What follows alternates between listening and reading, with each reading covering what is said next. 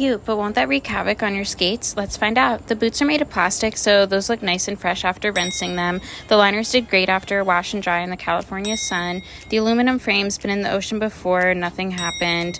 The wheels, I pulled the bearings out and there was a lot of sand, dirt, and runoff on the core, so I washed them in some water and cleaned the cores good as new. The biggest hit, the bearings. I was sure they were going to be ruined. I could barely get the wheels to spin at all when I got home. Also spent a while trying to work them and they were so bad, so I soaked them in WD-40, which normally isn't good because it displaces all the nice high viscosity lube, but these bearings were completely toast after years going through rain and water.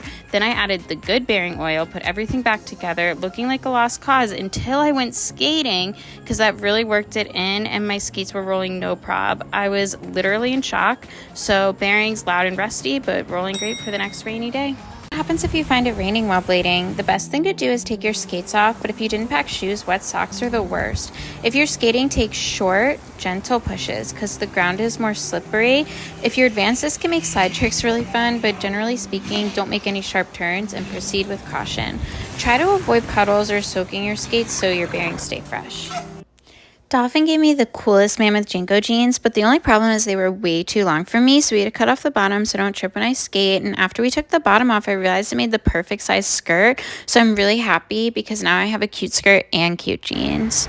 Sometimes you'll skate and run into these spiky acorns. Careful, they'll stop your roll and trip you down. What should you do? You could get out of there, skate a different way.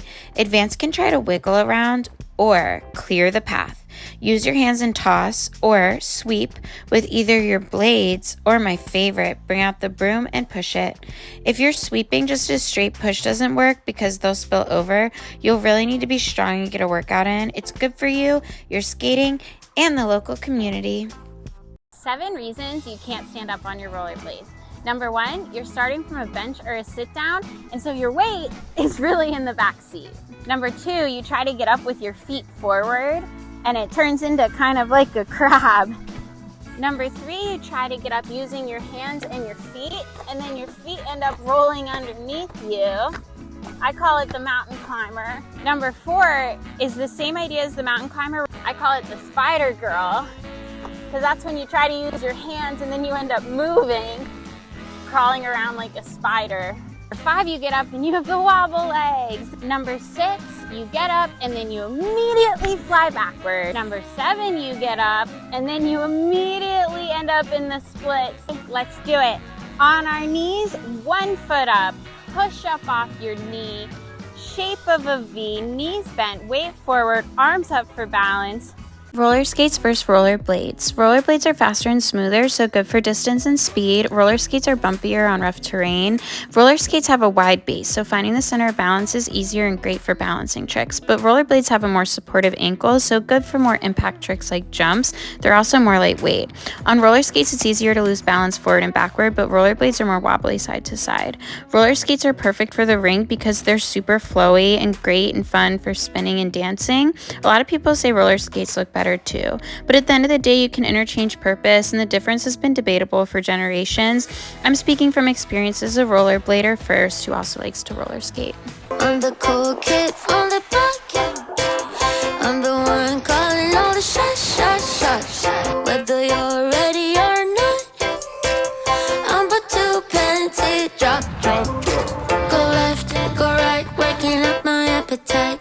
No fork, no knife, having dinner with my eyes. So sweet, so nice, have a slice of apple pie. Wanna see my mind, baby, you just join my ride. Getting ready for the weekend, popping bubbles through the ceiling.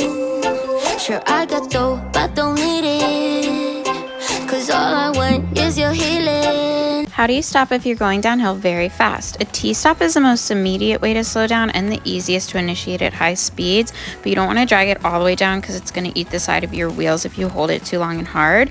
Making sharp turns is the best way to stop or slow down on a hill, but it's not as easy at high speed. So to stop going downhill very fast, drag your foot in a T to speed check and then make a sharp turn. And remember, only experts should be going straight downhill.